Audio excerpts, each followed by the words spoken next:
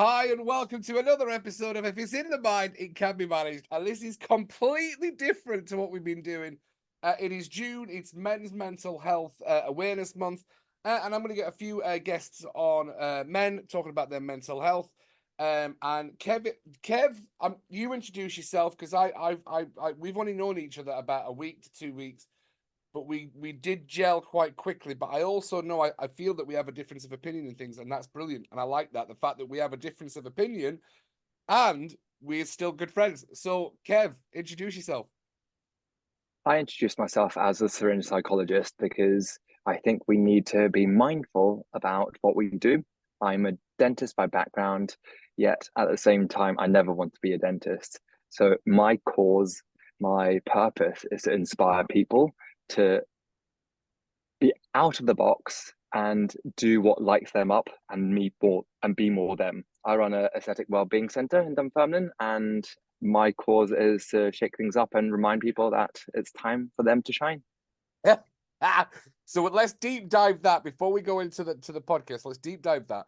A syringe psychologist. What do you mean by a syringe psychologist? Oh, absolutely. In lay people's terms, you could really call it Botox and fillers. Yeah. I get the ick because it's isolating it to the action rather than the purpose. And there is psychology, there's a mindfulness with everything that we do. And whenever you hear the word aesthetics, most people think large lips, overinflated, it's not me, the weirdness, the absurdity. Yet everything that I do, I serve, comes from a place of elevating people and helping them align to who they are. So this psychology with every syringe, and who doesn't like a good bit of alliteration? You're Bloody using good big work. words. I'm gonna have to Google a few of these words after the podcast. So, if it's, I'm a big believer. If it's in the mind, it can be managed. I'll talk about my experience with Botox, because I have actually had Botox many years ago. Because I used to work on cruise ships, and they were trying to get the message out that Botox doesn't hurt. And I'm like, "Are you allowed to film me getting it done? And then we'll do a live show of it." They were like, "Oh my god, would you do that?" Could I'm like, "Aye, all right, we'll do it." Not a problem. I don't mind. So it took like 3 minutes. They did my forehead, and there really was no pain. Well, the podcast is going to be more about more. In fact, we'll barely even touch on Botox and fillers because we've got what you didn't do on your introduction is mention ADHD and labeling because we talk about labeling. I'm still on the shelf about labeling and things like that. I know Carl Rogers, which is a fantastic book. Is there's a big mention of labeling in that book. So talk to us about. By the way, Botox doesn't hurt, and I was a guy, and I had it done, and it got rid of this one line here. I thought I was like, wow, that's not what I thought it at all. I thought it was fantastic. But let's just briefly touch on the House of Igikai in Dunfermline, because I came to your premise of work. Stunning place, and I listened to the story. Who was the lady's story I listened to? Oh, there are many. I think the one that you refer to is Evelyn. Evelyn. She was lovely. Hmm. Oh, all my clients are lovely. They have to be I lovely to come and see me. did. It was the story that she had was lovely, and her story of the before and after. And you were absolutely right. There was no big lips. It was so natural. And I will say, Kevin, absolutely fair play for that. Right. So let's talk about Kevin. We're going to make this about Kevin. And I know that you might deflect and want to ask about Cuddy, but not a problem. We'll come to that. Let's talk about Kevin. Don't want to be a dentist. Where did the dentist thing come from? And let's talk childhood. Well, let's work backwards then. Let's work backwards. So, House of Ikigai is where I am just now, Yeah. and it actually came from breaking free, breaking free, and blossoming into self. The dentistry came from, I remember when I was probably 11 or 12, and I did well at maths, and I think maybe I wanted to do accounting because maths equals you count. As a child, you've got limited repertoire of what are the things that you can do. And I remember myself speaking to a really close cousin of mine, and I'm like, you know what, be an accountant. And my dad heard that and thought, you know what, you get a better, you'll earn more money, You'll work 9 to 5 as a dentist. So let's steer Kev away from accountancy into dentistry. And I lived a life from age of 13 to even up to a few weeks ago that I needed to make my parents proud. And I would say that my childhood has always been that way, maybe culturally as well, that it was my job. It was always instilled in me. It was my job to study hard. It was my mom and dad's job to work hard to get that money to throw it at me so that one day when I grow up and they grow old, that I can look after them. I think there's a cultural component to that. So if you were to ask what my childhood was like, there's a great emphasis of academia, maths and English.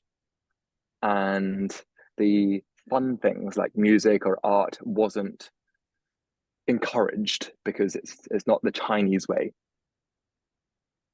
It's not the Chinese way, right? So I was going to ask the cultural component. So the cultural component is Chinese, and that's the cultural component, right?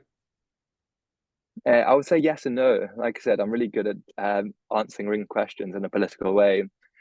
The reason why I say yes and no is because I moved over from Hong Kong. I was born in Hong Kong.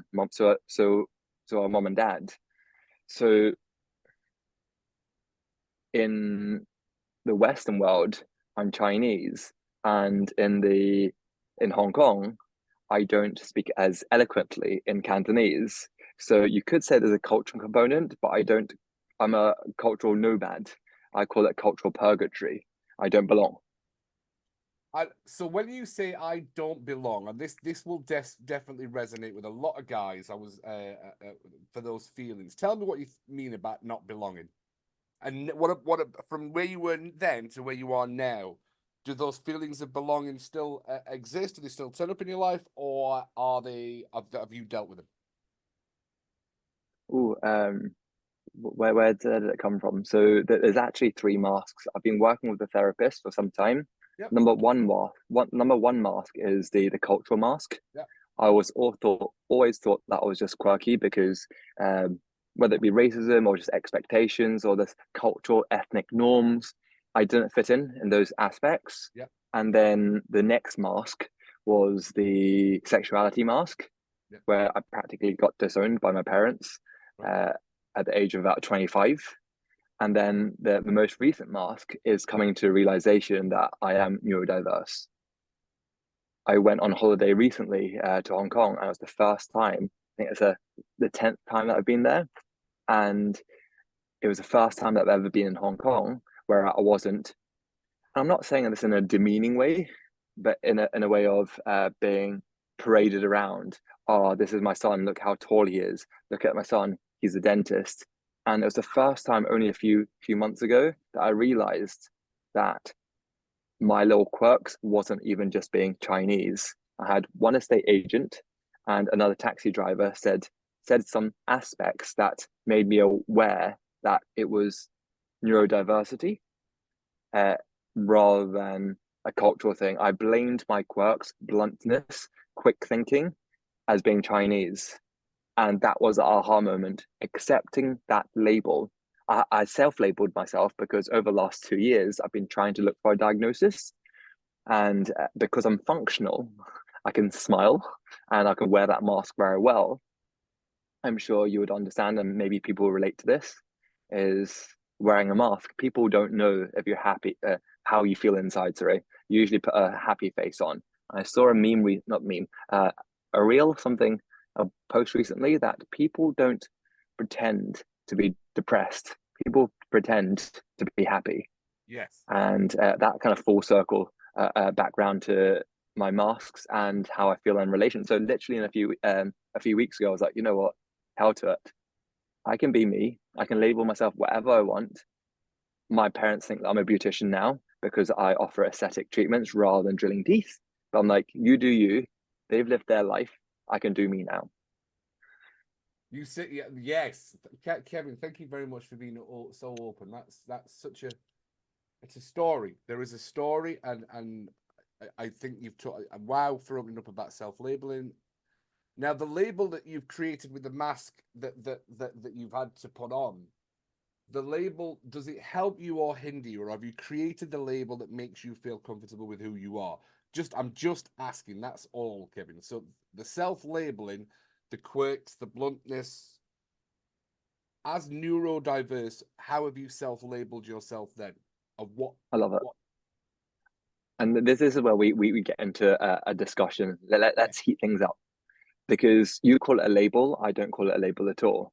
I call it an identity, because previously labels were put on me. It was being lazy, being careless, being erratic, being stupid, not having ability to focus, unable to do this. So I also studied psychology, by the way, so I don't call myself a syringe psychologist for no reason.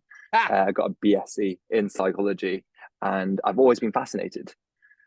And this is where the ADHD thing comes in. I side quested. So bring me back, please. Bring me back to No, center. it's okay. So no, it's because it's funny that you said I never labeled it. I never the labeling. You actually did talk about labeling and self-labeling, not me. That's fine. Just want to clear that up. Totally. Oh, totally. I say that in jest. I say that Yeah. in jest. So thank you for bringing me back to labeling.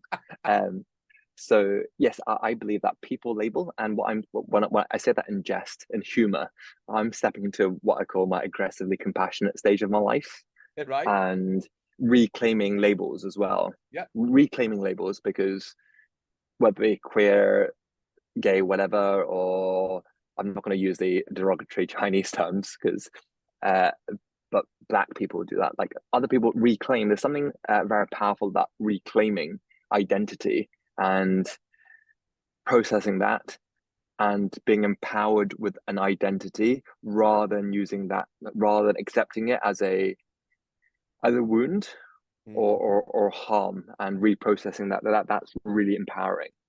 So the label of neurodiverse is an acceptance of my quirks and how my brain works. And what I've loved about it is I know what my triggers are now. I know what bothers me now. Slow thinking people, mindless people, people who don't care. And when I can categorize it, then I can see that it's not just me being lonely, alone, alien, and wrong. I'm a category. It's almost like saying, it's an old adage, you can't compare a monkey's ability to swim compared to a fish, for example, or a fish ability to climb a monkey. Correct. Exactly. Yeah. So why are we examining and testing kids and other people against each other with an IQ test, with something that's standardized? And I think that's very traumatic. I'll use the word traumatic because Trauma. it's chronic. And every single element, it is very traumatic for every single element of society. So one of my values that I've percolated and come up with is care, kindness, compassion. And one must be compassionate with other people as well as ourselves. Now, there's two things I want to come back to, because thank you again for sharing, and it really is very open of you, Kevin, and that's amazing, especially for the podcast, for anyone listening. Now, in life, there is nothing stronger than the power of identity. It's one of the most strongest forces we can have within ourselves. Once we can identify who we are, and it's a massive, massive driving force. So if the label becomes part of your identity and you use that as a superhero costume, 100%. That means that's an empowering identity, that's an empowering label, and that's moving.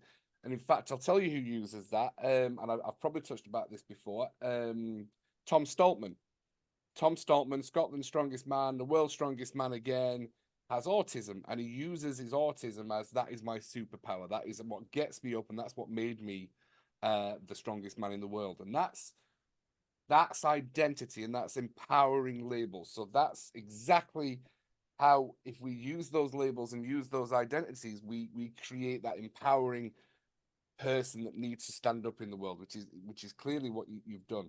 And I think what you mentioned about is, it's the happiest people. It's not the sad people you want to bright, it's about the happiest people. I think that's a Robin Williams quote. Robin Williams, the late comedian. That was one of his quotes. So I've definitely seen that reel as well, and that's absolutely fantastic.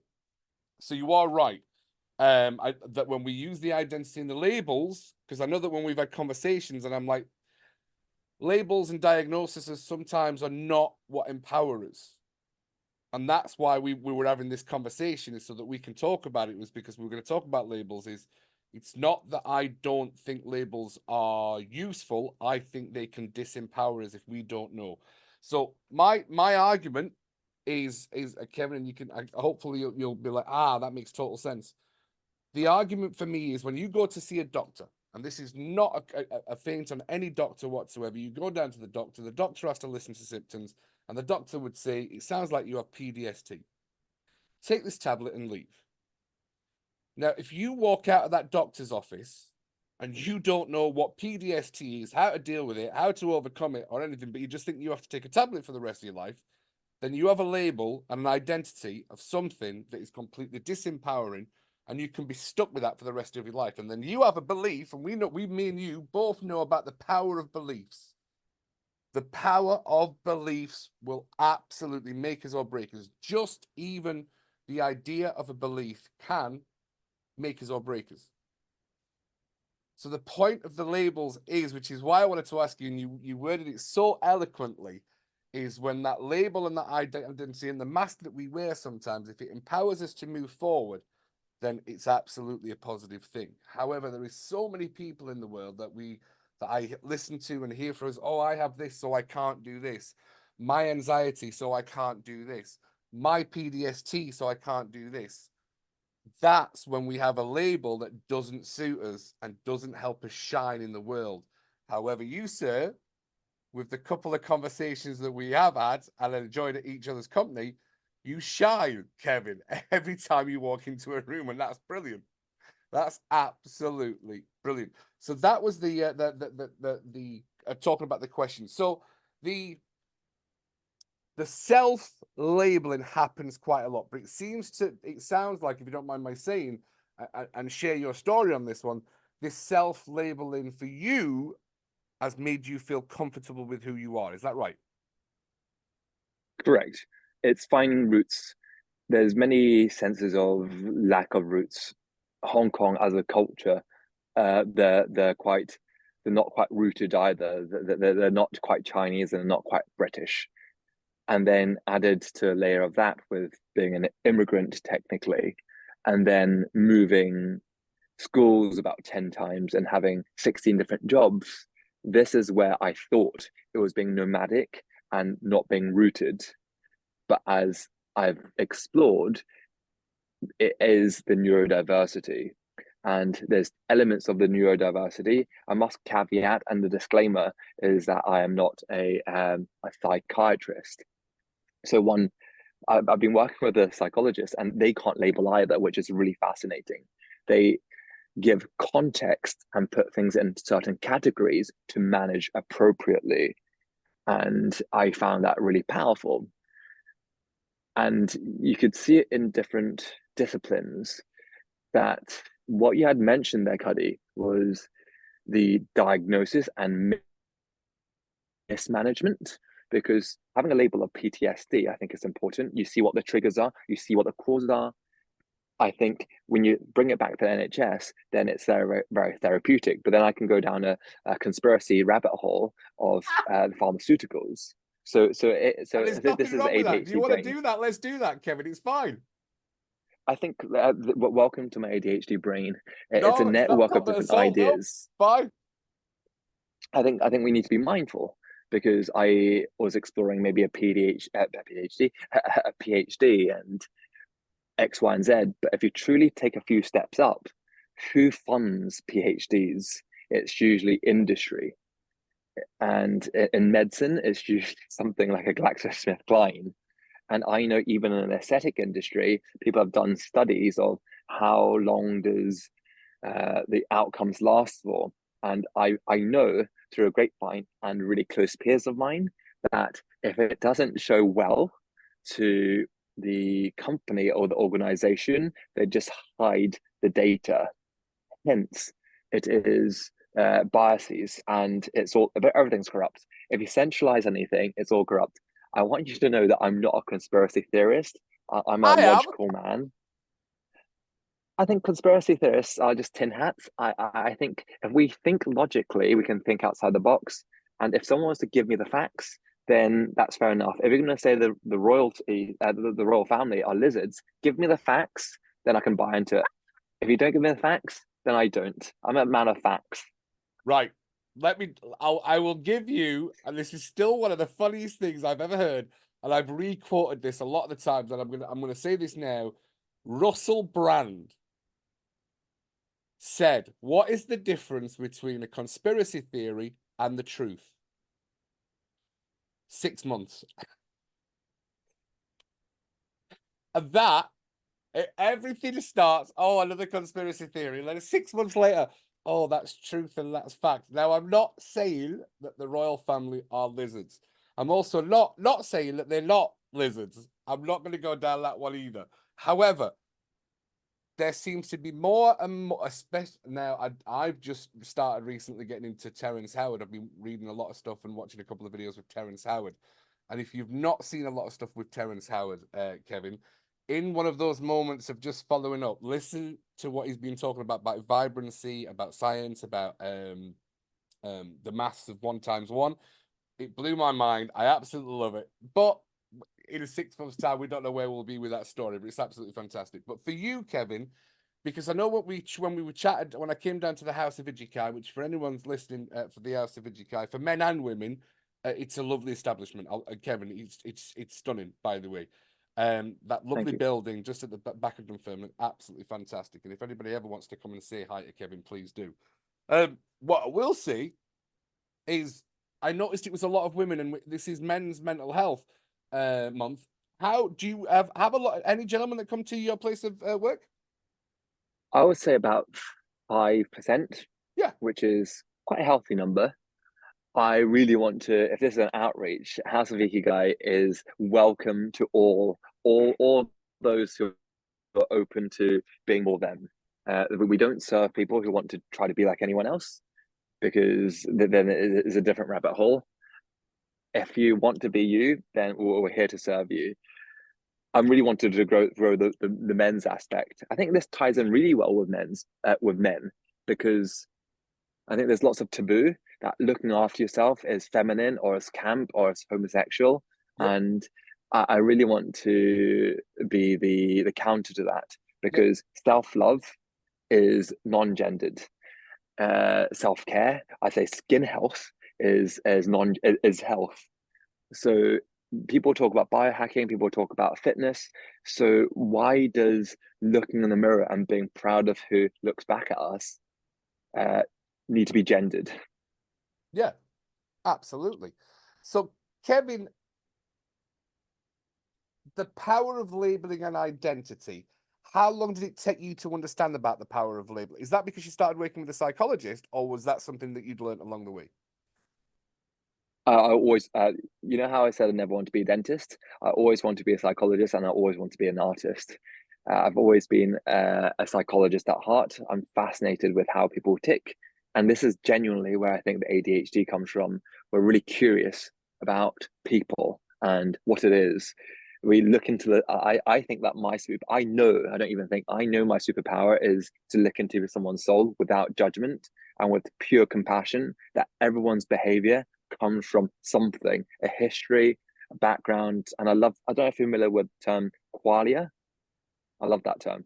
Qualia. What's Qualia, qualia? uh, I love it. Qualia, qualia. Qualia is the context. Let me give you an example. Yeah. It's something that cannot be described with words, because it's felt like seeing a baby smile, or your firstborn child smile at you, or seeing them for the first time. It's something that's in your very fiber. It's in your very being, or how you taste chocolate. It's you can't really describe it. You need to. It's visceral. And if we truly understand and respect qualia, what that means is what you've seen, what you've heard through the journey and the narrative that you've had throughout your whole life creates and curates your perception. And that is magnificent. And for that, if you truly accept that, every single person perceives things in different ways. Yeah. I donated a kidney in 2018. I went back to work after 2 weeks. My father should have gotten like all the best vibes afterwards, and he overdosed on his morphine, even though it was like a self-clicking thing. Different people have a different expectation, a different experience in life, and therefore we must be kind and compassionate of that. Quality, I love it. So do you know what? We're gonna change direction because we're going down the road of kindness. Always kindness. To what point do you keep being kind and keep getting shafted? Where's the line that we draw? Because kindness has to have a limit, surely.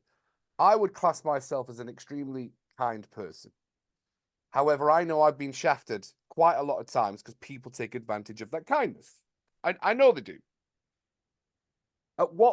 Which is why, if I'm honest, that little dark side of me, I genuinely think hashtag just be kind maybe is not a good concept. That doesn't mean to say I'm right. Doesn't mean to say I'm wrong. I always try to hashtag be kind. But then there's sometimes I'm just like, you're not worthy of my kindness. You are not worthy of my kindness because you constantly keep doing the opposite to what kindness should be.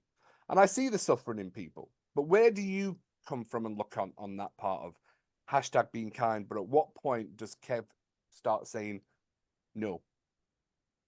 I love it. It's a good question, right? Oh, I've got an answer.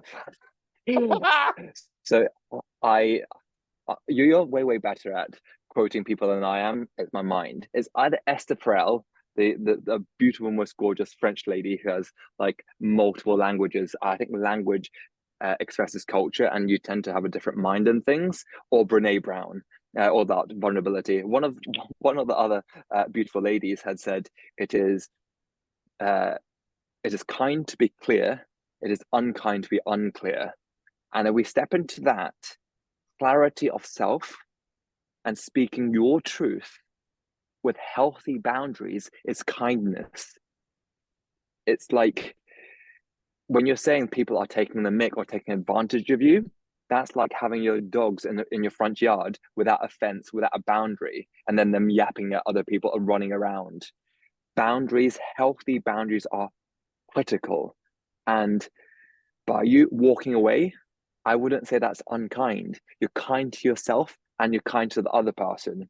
By just being explicitly kind is manipulative because you're trying to make them feel happy about you and your relationship with you. If you don't Say that like them, again. Say that again. Say that again. That was bang on. That was beautiful. Say that again. I can't say it again, but ultimately it's that authenticity. And if you're being kind for just being kind's sake, but without being authentic, real, or clear, you're essentially manipulating someone. You're manipulating the situation, and everyone's riddling. This is why I step into my best autistic self, which is I don't like people riddling me. I believe that the what do you call it? Is it sarcasm as a lowest form of wit or something along those lines? And However, the I think it's funniest. truly important. I think The it's lowest so form of wit, important. however, really funny. If you're funny, then you can get away with it. Give me a good lol. What did I say? Laughter is the best medicine. I say laughter is the best medicine, but that's second to a visit to House of Igikai. I'm a salesperson at heart. You have to sell with humor and be self, be authentic. So yes, that's what I'm saying. Kindness, well, going back to your point, summarizing, circling back, is you're kind to yourself and you're kind to other person by being clear about your boundaries. So we mustn't tar or obscure what that word means. We need to operationalize what words mean. I speak to my clients and ask them, what do you think happy is? What do you think love is? And what do you think confidence is? People use these words mindlessly, but don't actually have a title or even a label for what that even means. Yeah, I do that with my You have to clients. be mindful. Yeah, I do that with my clients. Yeah, no. Yeah. And that's, do you know what? I'll touch on going back to identity. That's the reason I call myself the UK's leading mind management coach. Am I? No, but it's the identity that I want to create so that I've got something to head towards because I know that I will be. So not only is it a title that I've created, it's also a goal to keep me moving forward until I become. So that's how we move into the identity that we want, right? May I challenge you or question you? Please do question me away. I love the concept of being the best or number one. I would say to folk is like, I would never ever say that I'm the best simply because it depends on what you measure. I'm not the best at being quick. I'm not the best at being cheap. I'm I'm what I can say is that I love what I do and I've got purpose in what I do. What is best? The best is very conceptual and relative. And when you received and achieved the best, what then? Then you're complacent. I it might be a bit jarring, and with total respect and without judgment, I just wanted to share that because I'm just curious when people want to be number one. I work with other businesses and I hear other representations of businesses as well, and they want to be the best. And my caution is that the want and desire to be the best might cloud their purpose. It's Other people, nice. like basically all your competitors just vanishing off the face of the world or the earth would mean that you're the best. Would that be enough for you? I think that's a very good concept, and I would say leading is different from saying the best. There we go. If my label was to say I'm the best mind management coach in the UK, I would actually, if even from my perspective, I would think that would be quite. It's always the labels that we give it, but quite cocky and quite, I would say. But my arrogance to somebody else's confidence is a fine line. It's all about perception, isn't it? But I wouldn't say I was the best mind management coach. I would say I was one of the leading mind management coaches, and that's what defines the Oh, I love difference. that. That's what defines the difference between confidence and cockiness for me. But Oh, I my love that. yeah, Thank you. yeah. But for my confidence, that's somebody else's arrogance. That's always going to be perception, isn't it? Let's be honest. That's why we always want to bring our outward validation to the inwards of I know what my intention is. So as long as I know what my intention is, when I mean I do get called overconfident and cocky and arrogant an awful lot, and that used to chip away at the identity an awful lot because I would speak to my wife about things and say, what is it that they are not seeing that I'm projecting into the world so that I can work on that. And my wife would always be very honest. Sometimes you do come across quite cocky and arrogant. I'm like, oh, that's fair. She went, but you're not. So it really doesn't matter. I'm like, that's a good point. No, it's not, because I know what my intention is. My intention is always to help and create a sense of awareness that we can overcome trauma. And it's funny that you talk about. I've done so much research, and I'm always doing more research. But ADHD, self-labeling, again, not talking about you, Kevin, but while we're having this open conversation, is the similarities between ADHD and trauma responses are practically the same. So for one person's ADHD could be another person's unresolved trauma. Now, if you resolve the trauma, technically you can resolve the other responses to those kind of things. And trauma can be resolved. There's somatic experiencing, brain spotting, EMDR, NLP. There's so many things out there that can help people overcome their traumatic experience, whether it's PTSD, CPTSD, being called a name at school that made us feel something. I know, and I've done the research for myself. I know that I've always been a big guy. As a child, I was quite fat, so my sense of humor and comedy is a deflection thing. It's a defense thing. I learned at a young age that if I tell a joke or I'm funny, people won't say you're a fat little kid. As it is now, I'm 46 and I'm 6'2" and 3 feet wide, and I look quite menacing if I'm not smiling. My sense of humor and defense mechanisms come across as quite aggressive or blunt. So even if I was to look at certain things, I'd be like, I could be ADHD. There's not a doubt in my mind. Sometimes I could be ADHD, but I'm like, no, I don't want those. But that's a me thing, not a you thing. But when you look at unresolved trauma and ADHD and a lot of things that go on in people's lives, procrastination, can come from unresolved trauma. And when you work with like mind management coaches, psychologists, therapists, you can get that trauma resolved so that we don't have those behaviors that we don't want in our lives. You only ever want to go to a mind management coach or a psycho if you want to work on yourself, and that's a really really powerful thing. You've even got me on a spiral, Lex. I don't know how that conversation started, Kevin. I went off on a Labels tangent. ADHD. Yeah, I went off on a tangent. Absolutely fantastic. So authenticity is one of the things that helps us vibrate at an extremely high frequency. They always said that love was a very high frequency. If you ever look at the states of consciousness and stuff like that, I love the consciousness and I love how we vibrate and how our emotions vibrate at a certain frequency. Authenticity is one of the newest things that helps you vibrate at one of the highest, most attractive kind of frequencies to help people shine and light up the room. What's your thoughts on that? Truly, absolutely. I've used my exploration of what beauty is. I would love to share with you, with my clients as well. I do this all the time. Why is it that a dog can be beautiful? Your wife can be beautiful. Food can be beautiful. Music can be beautiful. They're totally different modes of experiences, whether it be auditory, visual, kinesthetic, a touch, a hug. How can all of these be beautiful? And I have these conversations all the time, several times a day, and I love operationalizing things. It will be a cross-cultural thing, which is, what does that word mean? What does it exactly mean? Learning different languages, we need to truly understand that. And this is the reason why I've come to the realization that beauty is not what something looks like, what you see, but it's what it makes you feel. Feel.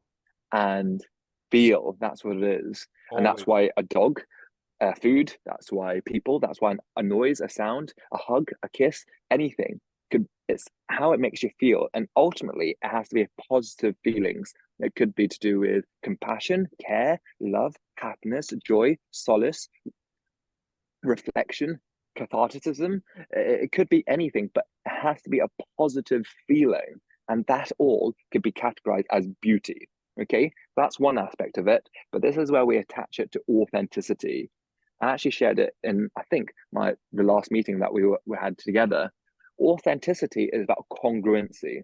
If someone looks a certain way, sounds a certain way, feels a certain way, then they are. It feels trustworthy, it feels honest, it feels true. This is the reason why people love dogs and kids, because they're authentic and true.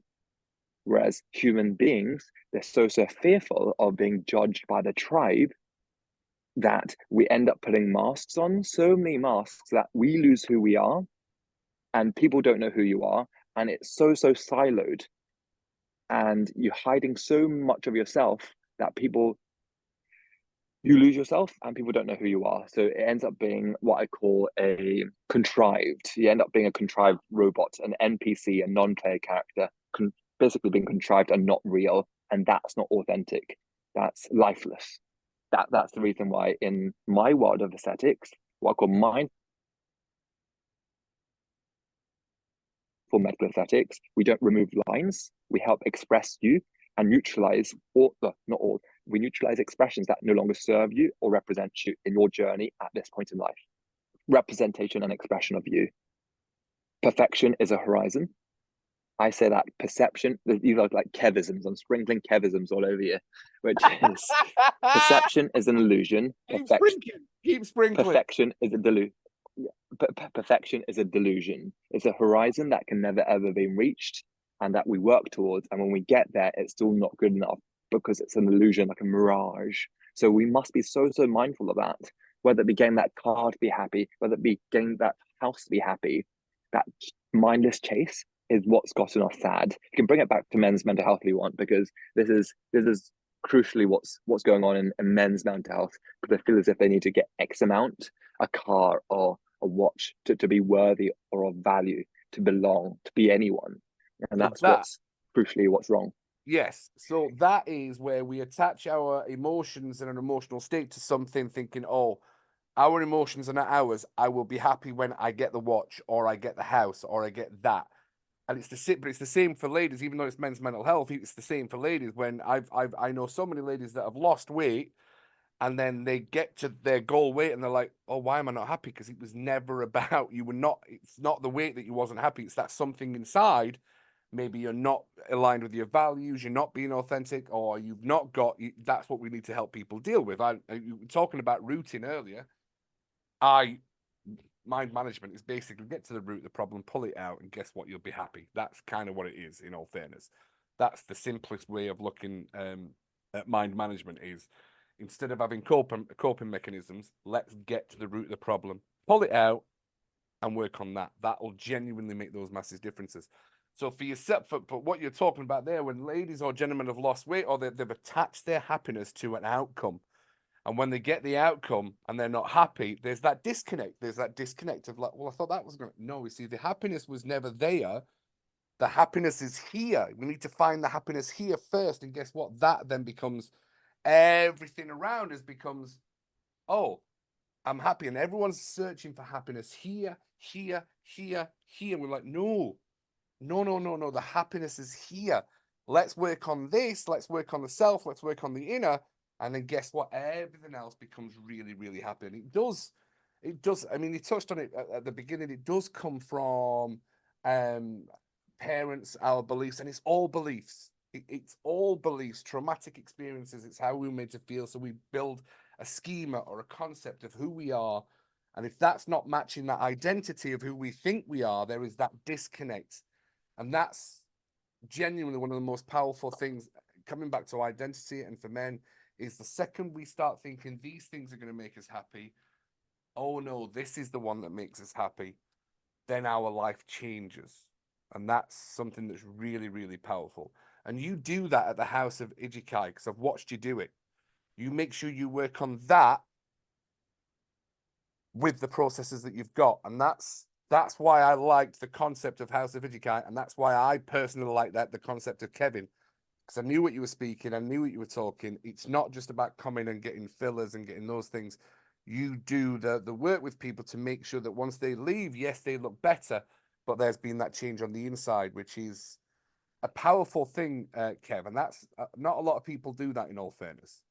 And I wanted to, if I had a hat, tip my hat to you, Bud, because I'd noticed that's what you were doing.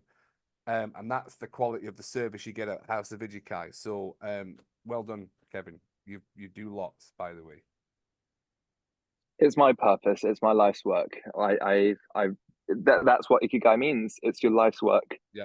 Finding what your purpose is. Yeah. The journey's not been easy, as you've discussed, and I know that if we were to talk more about those things, there would be more to discuss about the childhood and things like that, but we're not going to do today. But your journey to where you are now, how many ups and downs and bumps have you had, Kevin? The constant. It's life. It's the journey that is life. Yeah. It's the heartbeat. There are only ups and downs, but without the ups and downs, you're flatlining. The name of the game is hodling on and keep going. The show must go on. Just because you get the happy Kev today in this front-facing mode, it might feel as if I'm a very successful business person. With that compassion in mind, everyone's going through things, and it's having that sheer compassion to have non-comparison, and that's truly beautiful. And I'd share with you at our meeting, I think a couple of weeks ago, the Japanese concept of obaitori, which is inspired by the vegetation, the life, the plants, the cherry blossoms, the plums, the peaches. A Japanese concept. Obaitori means we all blossom in our own individual ways, in our own individual time, without comparison.